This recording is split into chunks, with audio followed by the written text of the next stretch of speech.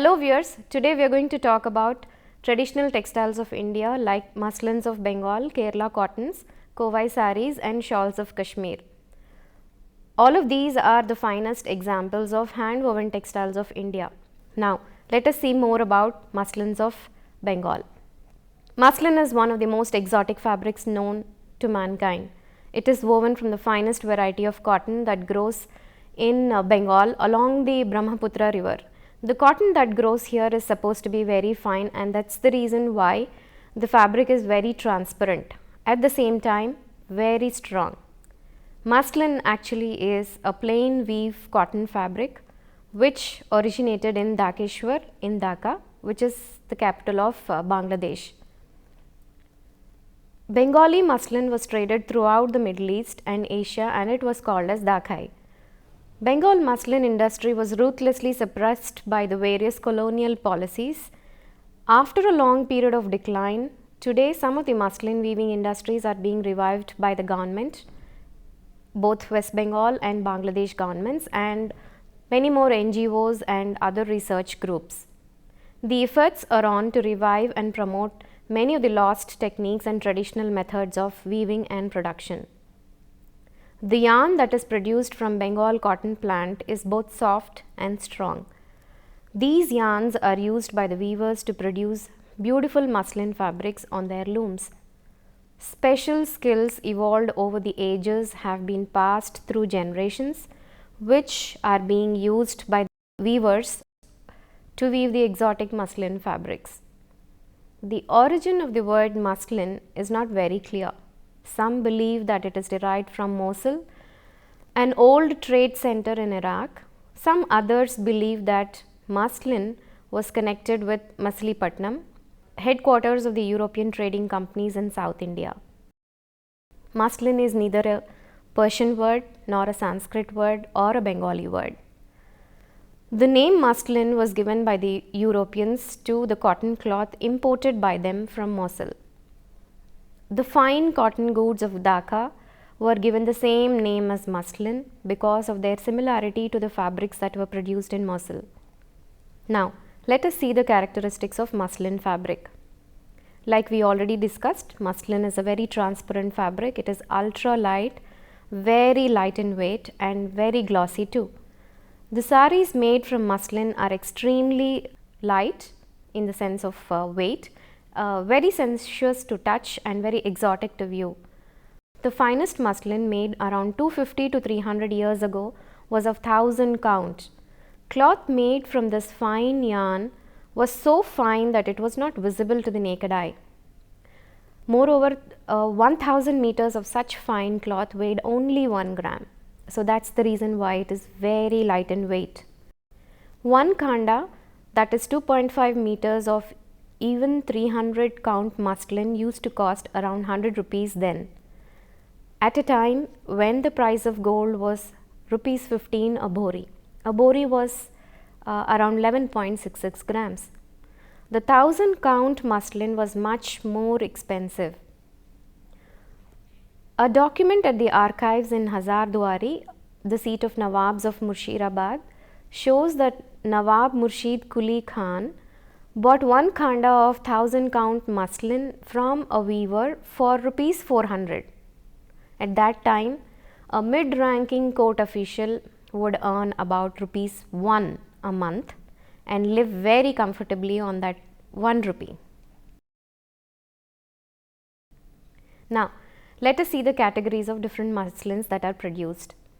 Muslins are categorized based on the degree of fineness of the cloth, and very fine to very coarse fabrics were made by the weavers. The names of these different muslins are based on their fineness and their quality. Let us see what these different types of muslins are. The first one and the very finest is called as Malmal Khas or King's muslin. This muslin is very fine so that the entire saree or a dress can pass through a finger ring. This was also called as Malmal Shahi. It is a very costly fabric, and it required almost 6 months for a weaver to produce the saree. Malmal Khas was predominantly used by the emperors and Nawabs. and the malmal used by the emperors was known as malmal khas, while those that were used by the nawabs was called as sarkare-ala. An officer called as daroga was appointed by the Mughal government to supervise the manufacture of these muslins, which was meant for the emperors. The second category of muslin is abravan. Abravan refers to running water. This particular muslin was used by Aurangzeb's daughter. It was very fine. So, at one point of time, Aurangzeb chastised his daughter Zebunisa for being immodestly clad even when she was draped in 7 layers of abravan muslin. So, you can imagine how fine this fabric was. The third category of muslin is shabnam, meaning evening dew. The next category of muslin is tanzeb, or it means ornament of the body. The fifth category of muslin is nayansuk, which refers to pleasing to the eye. The other quality of muslin that was produced was alabeli, meaning fine quality, and weavers at that point of time also produced khasa, a special fine and elegant muslin. A net-like muslin called as range was also produced by weavers. A special type of muslin called as juna was produced for the native dancers. And for tying the turbans, a special quality muslin was used, which was called as sirbanda. A striped muslin was also produced by the weavers, and it was given the name doria. To make shirts, a special type of muslin was produced. It was called as kumisa. And checkered cloth also was produced in muslin, and this was called as charkana. The most important of all the muslins is a figured muslin, which is called as jamdani, which is being produced even now. Let us see what are the features of this jamdani. It is one of the finest muslin textiles of erstwhile Bengal, produced in Dhaka now, which is in Bangladesh, and it has been produced since centuries. It was originally called as Dhakai. In Persian, jam means flower and dani means a vase or a container. So, it is one of the most time consuming and laborious intense forms of handloom industry, and it is made on brocade loom. Jamdani is very rich in motifs. To produce such motifs, an extra weft technique of weaving is used. These artistic motifs are produced by non-structural weft, which is used in addition to a regular weft which interlaces with the warp threads. The standard weft creates a sheer and a very fine fabric, while the additional or supplementary weft which is used creates the intricate patterns. This supplementary weft thread is a little thicker when compared to the standard weft thread. Each supplementary weft motif is added separately by the weaver by using his own hands, and small perns are used for making such kind of patterns. So, this additional weft interlaces with the warp using individual spools of threads in different colors. Thus, vibrant patterns appear to float on the surface of a very shimmering fabric. The pattern is originally drawn on a graph paper and it is placed underneath the warp, and these patterns could be either geometrical or floral in nature. Jamdanis are one of the most expensive fabrics ever produced on Dhaka looms, simply because of the kind of intricate patterns that are produced and the time that it takes to produce such kind of intricate patterns. The popular motifs on Jamdanis include panna hazare, panna meaning emerald, hazare meaning 1000, which means 1000 emerald design. Paisley, which was locally called as kalka, was also a very popular motif. Small flowers or booties were scattered across the width of the sari. These small flowers were called as butidar. Even flowers were arranged in straight rows in the body of the fabric. This was called as fulwar. The patterns were also made in diagonal rows. They were called as tersa, and Net-like motifs were also made on the entire sari. This was called as jalar. Dhakai and Tangel Jamdanis are made in Bangladesh now, whereas Shantipur and Dinaikali Jamdanis are made in India. Jamdanis are also made in silk blends and also in pure silk nowadays. Now, viewers, let us talk about Bengal cottons. The traditional Bengal cotton sari is called as a tant sari. The weavers of West Bengal and Bangladesh make these very famous saris. Typically, few places like Murshidabad, Nadia, Hooghly of West Bengal and Dhaka, Tangel of Bangladesh are famous for making these tant saris. They are mainly made for daily use and few are even made for occasional wear. These saris are made from cotton yarn and it is distinguished from other kind of saris by its lightness and transparency. It is considered to be the most comfortable sari for the Indian women to wear in hot and humid climate. Under the royal guidance, the tant became famous in and around Dhaka in the Mughal era. British government destroyed this art to protect their imported goods. After British left India, the skilled weavers of West Bengal made this art very famous with the aid of government and other NGO organizations. In weaving of these tant saris, 2 shuttles are used. Today these saris are largely produced on power looms rather than on handlooms. The typical tant sari is characterized by a very thick border and a very decorative pallu, which is woven by using a variety of floral, paisley and other artistic motifs. The traditional motifs used in tant sari is bhumra, which is bumblebee, tabiz, which is an amulet, Raj Mahal referring to a royal palace, Ardhchandra referring to a half moon, Ansh referring to fish scales, Hathi referring to elephant. You could also see blue sky, that is Neelambari, Ratan Chok, which is gem-eyed type of designs. Tara or the stars were sprinkled on the body of the sari. Kalka or paisleys were also seen on the saris, and you can also see small booties or flowers called as phool along the entire body of the sari. The borders are made thicker because they may tear very easily. So that's the reason why thicker yarns were used in the border. The tant saris are available in different shades and different designs.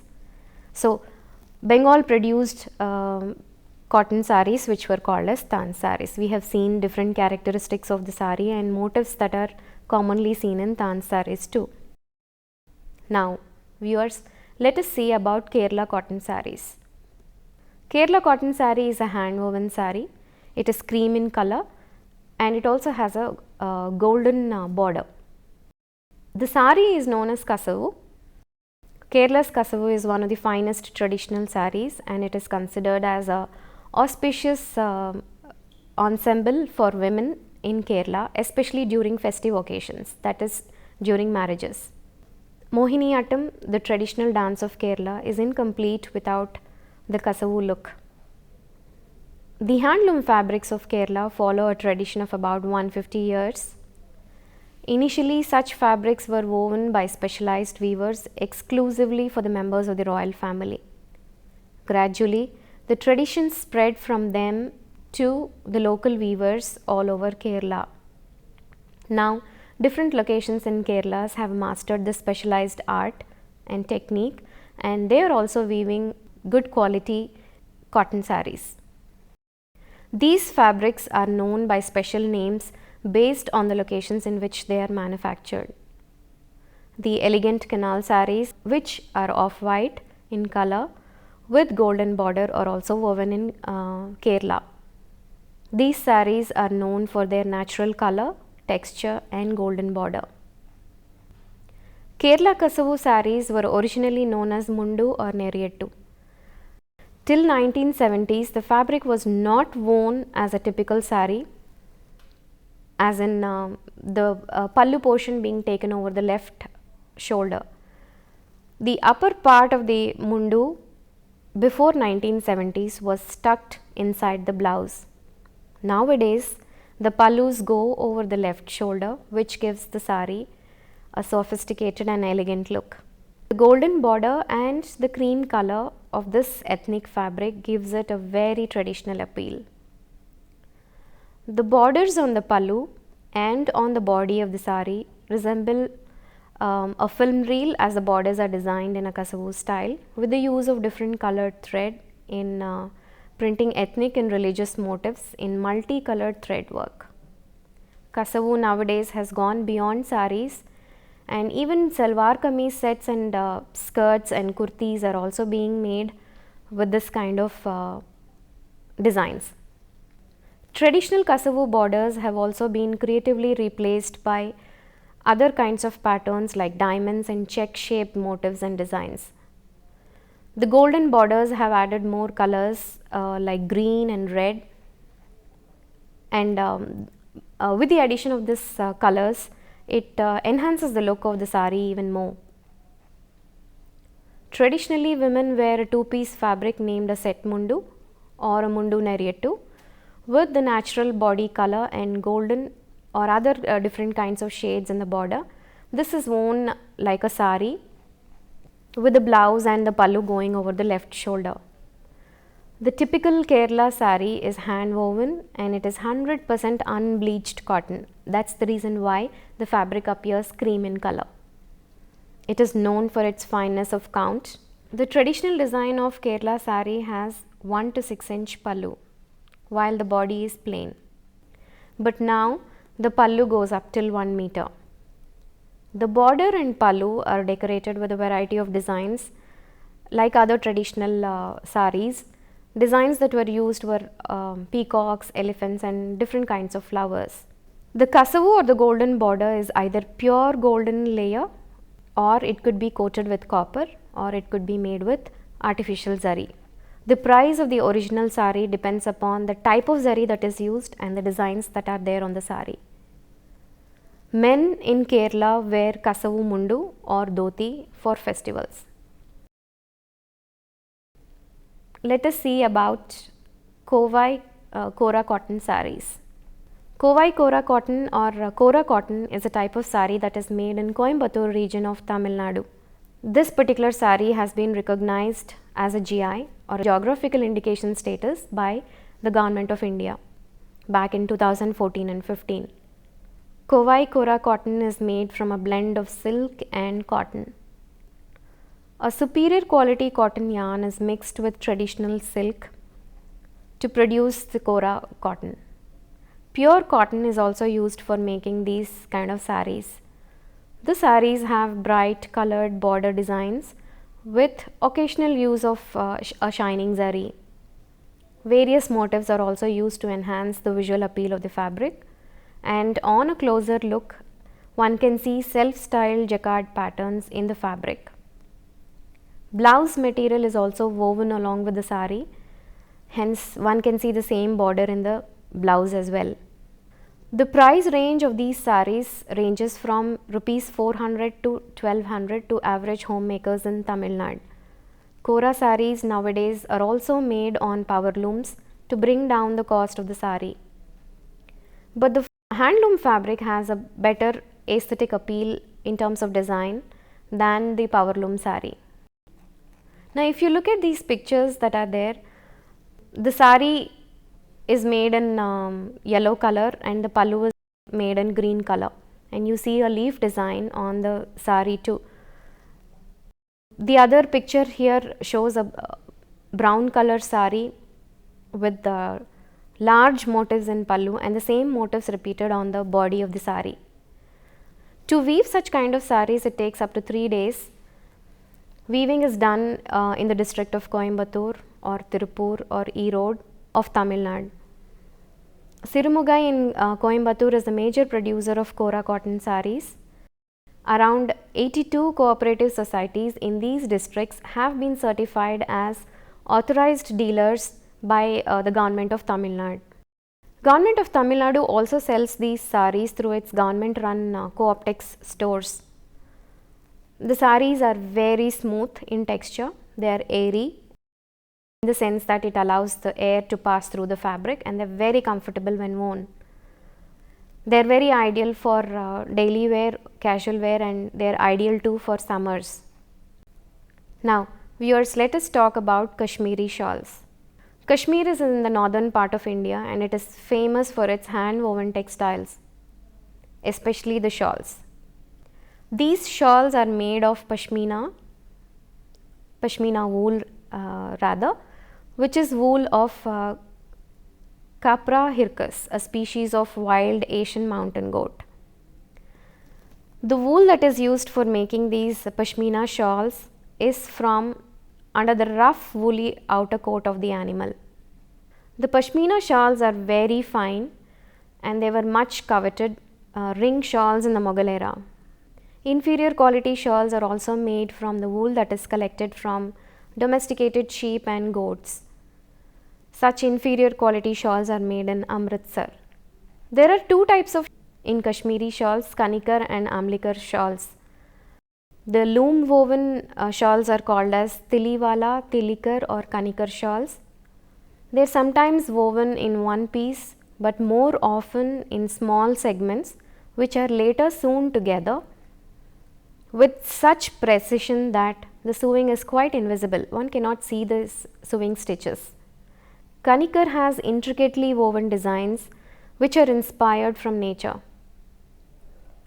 The chinar leaf pattern is very popular. The apple and cherry blossoms are also very popular. The rose and tulip, almond and pear and the nightingale are also popular motifs that one can see on these shawls. The common colors in which these shawls are available in the market are tones of maroon, dark red, golden yellow and browns. Another type of Kashmiri shawl called as the Jamaivar shawl is also very famous. This Jamaivar shawl is a brocaded woolen fabric which is made sometimes in pure wool and sometimes in a little cotton blend as well. The other type of Kashmiri shawl which is popular is the Amlikar shawl. This shawl is having lot of embroidered motifs on it and it is made on a ground of plain pashmina, that is a very plain single color or single tone pashmina shawl is taken and the fabric is enriched with different kind of embroidery motifs. Elaborate embroidery motifs are worked by the women by using a hand needle. So viewers, today we have seen about different traditional textiles of India like Kashmiri shawls, Muslin of Bengal, Kerala cotton sarees and Kovai Cora sarees of Tamil Nadu too. Thank you.